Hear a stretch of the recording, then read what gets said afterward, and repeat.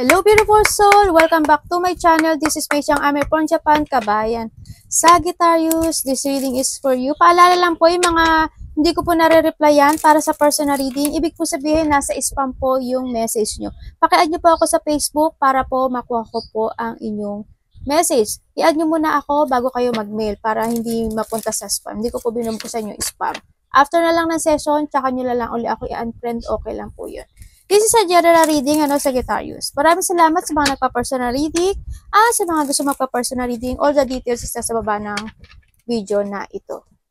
Kunin mo lang ang sayo at itapon ang hindi naman para sa iyo. Maaring vice versa, maaring energy mo, energy ng person mo, o energy ng malapit sa puso mo. Maaring nangyayari, o mangyayari pa lang. Use your own intuition, labakan natin ang ating isipan. Pag hindi nagtit sa'yo, wag mong ipilit. Dahil marami tayong energy sa mundong ito. Ang dami naman. Ang dami mo naman. Ano ba yan?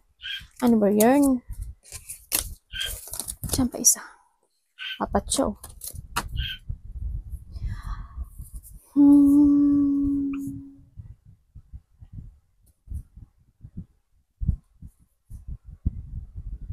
Okay, ibig sabihin, meron mga sitwasyon na nai-stuck ka.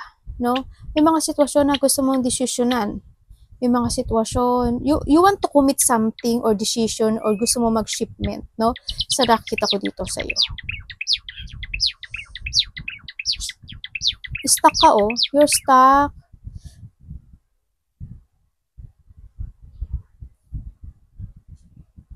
Nagkakaroon ka ng pag-aalinlangan sa mga decision mo sa buhay. Either aalis ka or mag-i-stay ka. Isa nakita ko sa'yo dito. Either partnership or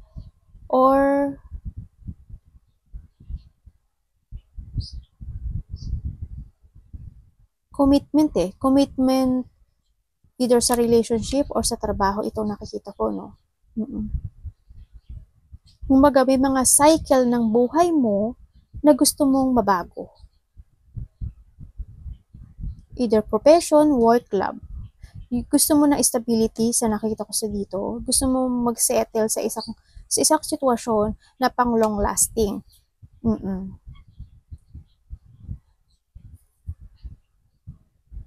Yes, there's a beginning, kumbaga andun yung you want to make a beginning. Yung gusto mo mag-umpisa sa isang sitwasyon na alam mong magiging masaya ka. Alam mo yun, na alam mong gusto mo, na alam mo na this is my passion, this is me. Ganon. Na alam mo makukontento ka. Na alam mo at makakasigurado ka na yun. Ang nakikita ko dito. Sa ngayon kasi stuck eh. Sa ngayon may mga gusto kang bagay o desisyonan na bagay. If you want to crossroad, mag-crossroad ka. Yun nakita ko dito. Iba dito, there's a separation, Nagkakaroon ng mga multiple or choices, decision making. May deal and contract ako nakikita. There's a partnership din ako nakikita dito. Alam mo, yung iba dito, you have a partnership in life na papetiks-petiks. Either karelasyon, asawa, boyfriend, girlfriend. Yun na nakita ko.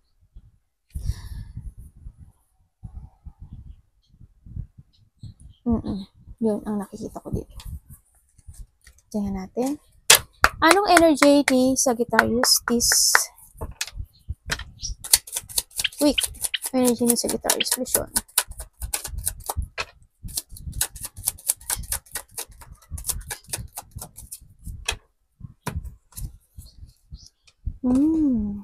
Hindi nga nagkamali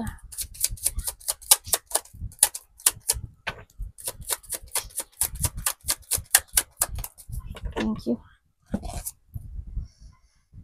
Page and the page.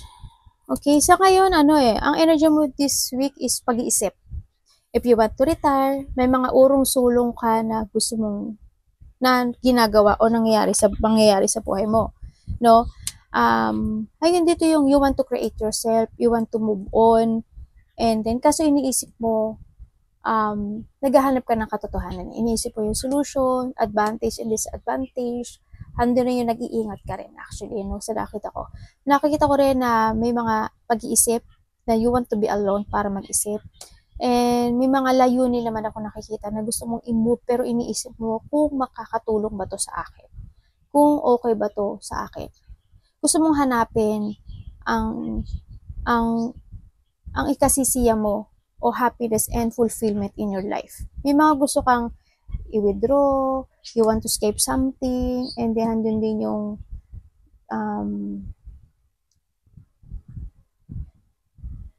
maybe there's a retirement, ano? Yun na nakikita ko eh. Parang sinisiyasat mo rin yung sarili mo dito. Pero gusto mo siyang i-move.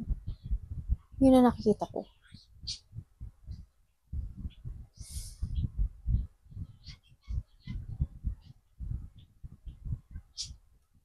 Sa iba naman dito, may tao daw na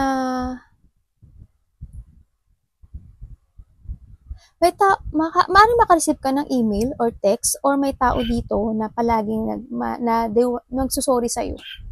May magtaong magsusorry, either text or or personal. Yan. Kakausapin ka niya to tell you sorry.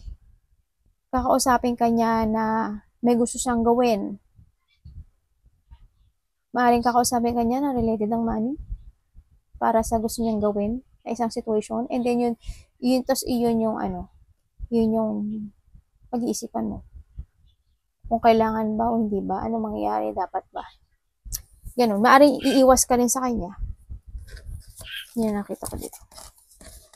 Tingnan natin paparating sa'yo. Anong paparating? Sa Sagittarius. There's an opportunity ako nakikita dito no? Opportunity na kumbaga nagkakaroon ka na kasi ng mga instant opportunity or instant idea na creation mo. Kumbaga handun yung situation na gusto mo siyang i-push or gusto mo siyang i-take action pero ayaw mong mag-mess or ayaw mong magkamali. Sa nakita ko dito. Tingnan natin. May kumbaga handun na yung layunin, no? Sagittarius. Ano pa parating ka Sagittarius? Anak.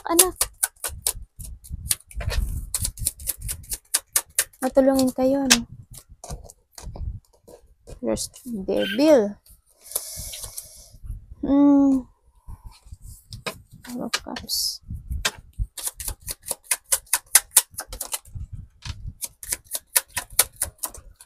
Dami naman. Ang dami mong gusto sabihin. Okay. Paparating sa'yo, may tao dito na magsisinungaling. Kapamilya or kasama sa trabaho. Yes, magsisinungaling siya. May taong nagsisinungaling. Mayroong makikipag-usap sa'yo. Okay. Ibig sabihin, ang paparating sa'yo, may paghihigpit ng pera. Merong karelasyon o kasama sa trabaho or family na hindi siya magkakasundo. And then, yung sitwasyon na yun, kikimkimin mo lang. Hindi mo sasabihin. Pero, kumbaga, handun yung situation na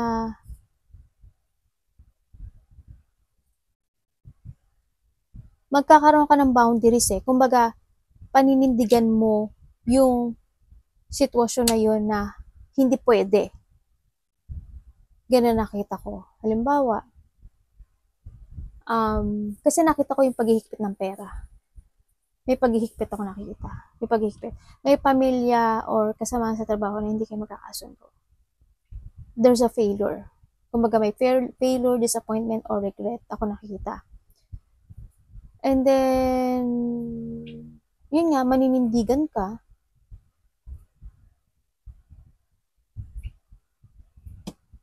Ibig sabihin may family na magkakaroon ng problema sa money. When it comes sa iba, meron daw kayong isang situation or idea na hindi nyo muna siya gagawin. When it comes dito, nagkakaroon ng delay. May mga ideas na hindi mo muna siya aaksyonan. No, sa nakikita ko dito. And then, kumbaga, kikimkimin mo muna yun. No, sa nakita ko. Kumbaga, magkakaroon ng distraction sa'yo para gawin yung isang bagay na yun. And then, sa iba sa inyo, magkakaroon daw ng lack of clarity sa ibang bagay. Lack of idea, hindi ka makakapokus sa mga gusto mo. Magkakaroon ka ng doubt din sa isang tao or doubt sa sarili mo. Confusion, also creative block, and then, yun nga, delay ang nakikita ko dito. Hindi siya ma-actionan. Hindi siya, walang mangyaring simula. Ako nakikita dito. Mag-ingat ka sa mga pagsisinungaling, ha. May tao na curious sa'yo. Meron tayong pang-aakit, ano? May mang-aakit daw sa'yo or sa malapit sa puso mo. Either family, ganyan. May iba dito aakit, may aakit sa'yo eh. Parang tukso. Hindi naman actually pang-aakit. Parang ganun din, di ba? Tukso and pang-aakit. Ganun. May tukso or pang-aakit ako nakikita kasi may tao na curious sa'yo. Pero you put boundaries at hindi ko nakikita na ipopokus mo yung sarili mo sa kanya. Yun. Ingat ka sa magsisinungaling. There's a separation, ano? Nagkaroon ng separation. At doon ka na-disappoint ka. Nagkaroon ng sadness sa'yo. Hindi ko nakikita yung stable. Hindi ko nakita stable mo eh. When it comes sa karelasyon, hindi eh. Sa ano rin, sa trabaho mo, hindi ka stable. Sa mga decisions in life. Yung mga idea mo, kasi there's a creative block. Kumbaga, hindi siya stable. May mga gusto kang gawin, pero hindi pa siya magagawa sa ngayon. Stuck ka pa. Anong dapat iwasan eh? Sagittarius. May burden ka, no? Anong dapat iwasan eh, Sagittarius? Ano? Ano ba to?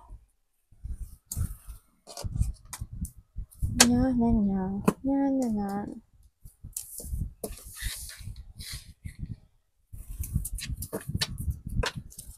Bakit?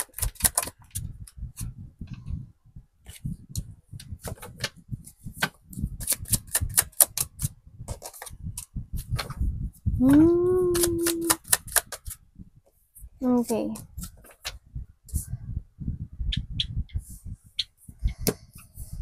Okay. Ang dapat mo daw iwasan is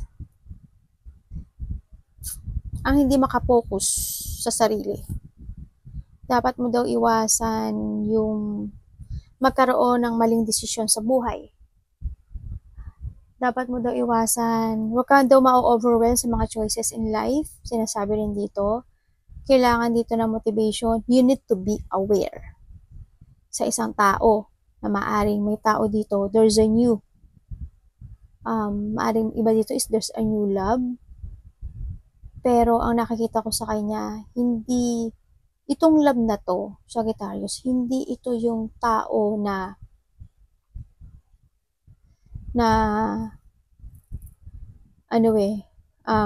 para sa'yo. Kasi there's no growth. Either sa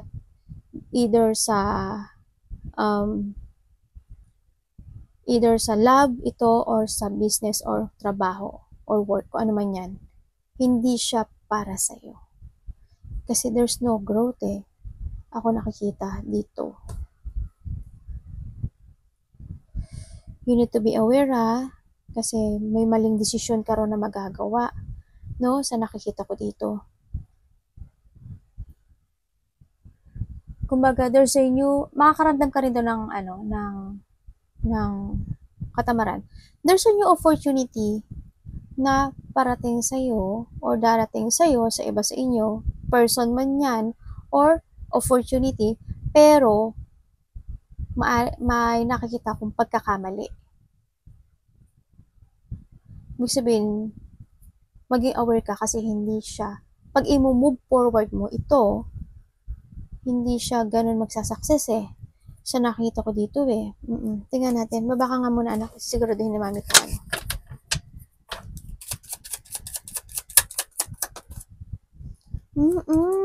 hindi siya.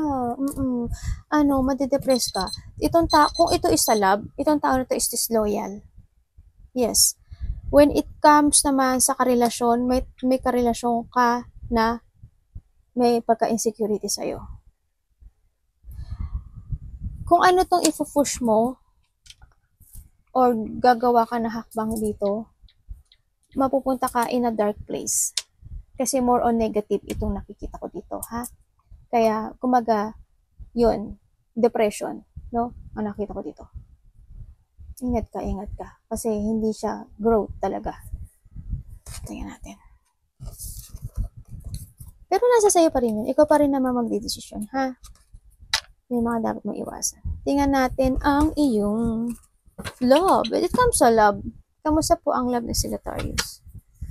Love is hindi lang boyfriend, girlfriend, magulang, kapatid, anak. Hala. Ang ating puro pupo si mami. Anak, puro pupo si mami. Halika nga dito. Ikaw talaga, ha? Inalika na. Nakakagigil. Kung hindi ka lang bulinggeto, anak. Tingnan natin when it comes to your love.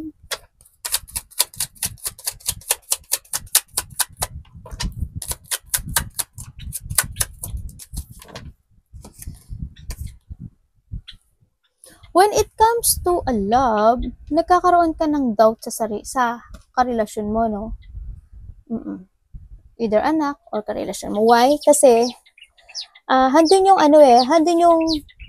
I don't know why, pero there's a doubt ako nakikita sa kanya. Sa'yo, sa kanya. Or vice versa. Handito rin yung very, very careful ka when it comes to pakikipag-usap sa kanya. Pili I don't know, either your friend or karelasyon na medyo may pagka-immature or kasama sa trabaho to, also sa iba, no? Handin yung mga situation na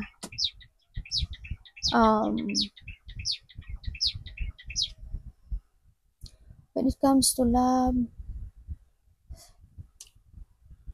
may mga gusto kang sabihin pero hindi mo masasabi sa kanya, or vice versa, itong tao na to, kahit na gusto ko niyang, kumbaga halimbawa, yung person mo, palagi siya nagsusorry sa'yo. Parang hindi yung sitwasyon na nagda-doubt ka sa kanya. Nagda-doubt ka sa pagsusorry niya. No? Yun na nakikita ko. Tingnan natin bakit.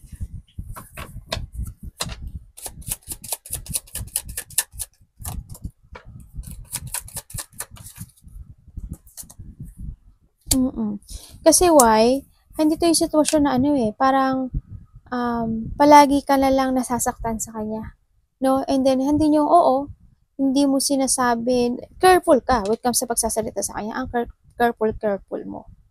Kasi, ikaw na rin yung umiiwas na masaktan siya, ikaw na rin, or vice versa to, ikaw na rin umiiwas na, pag-iwas na mawasak yung isang relationship na to.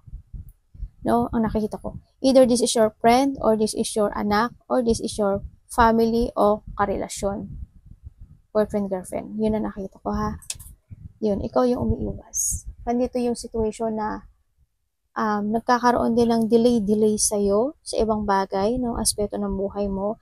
Kahit nagkakaroon ng mga changes with come dito sa relation na to, or nagkaroon ng changes sa sitwasyon na to, hindi ko pa rin nakikita na magle-let go ka. Or hindi mo ko pa rin nakikita na aabandon na, hindi mo pa, kung kayo nagkahiwalay, hindi ko pa nakikita na naaabandonahan mo na itong tao na to. Hindi. Maaari ito is naaalala at naaalala mo pa rin, or bumabalik pa nito sa'yo. Ganun din sa karelasyon, iiwasan mo na hindi mawasak itong relasyon na to, or hindi mo siya maiiwanan. Sa nakita ko dito.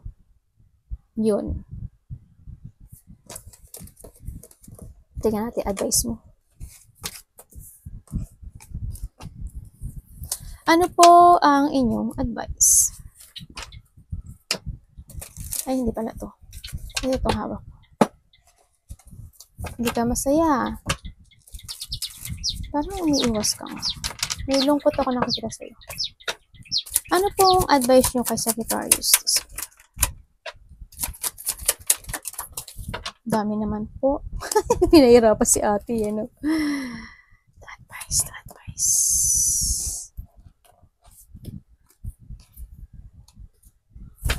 Bakit po?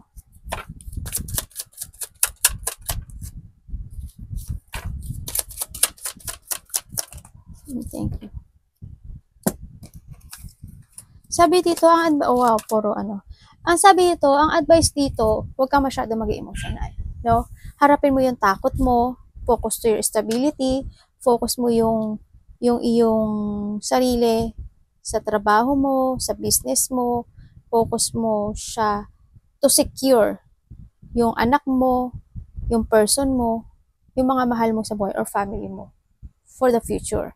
Mag-focus ka to fulfill or to achieve yung mga manifestation mo o yung mga dinidesire mo sa buhay mo. Yun ang nakita ko dito. Sa ngayon kasi naguguluhan ka, may mga iniilusyon at may mga dinidream ka. Hindi ko alam kung bakit ka na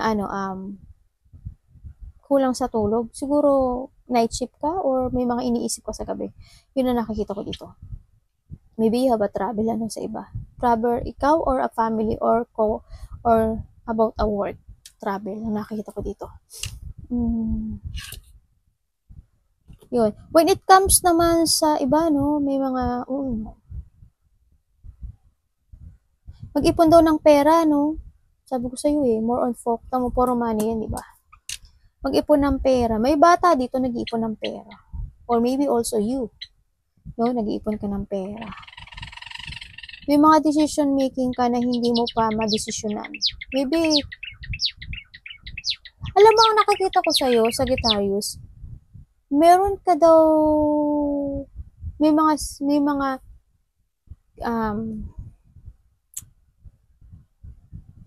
hindi ka sinasabi na ibang bagay sa kapamilya mo, sa kasamahan mo. Pero it's good yun. It's good yun. May tao rin dito na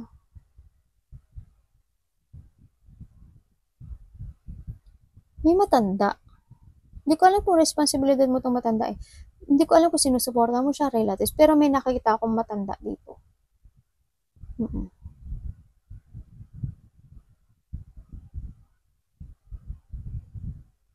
And then, yun. Maaring itong matanda na to, hindi na kayo gano'n nag-uusap or malayo siya sa'yo. Maaring hindi mo siya kasama sa bahay mo eh. Either nasa ibang bansa siya or nasa ibang lugar sa Pilipinas, kung sa Pilipinas ka man. Yun ang nakita ko. Parang hindi kayo gaano nag-uusap nito, no? Sa nakikita ko dito. And then, ano ba nakikita ko dito? You're waiting for something. Basta keep moving to okay. May problema ba kayo sa pera? Ingat ka, no? Baka manakad daw yung likod mo, ulo, paa. Ibig sabihin, may taong may sakit. May taong may sakit dito. May problema ka sa financial? Or trabaho? Yun ang nakikita ko. Nagkakaroon ng competition sa'yo, no? May nag-aaway. Nag-aaway ba kayo nakarelasyon mo? Family? Kasama sa trabaho? Yun nakita ko eh. May mataas ang ego. Nakikita ko yung very emotional mo. Arigatou namaste, God bless.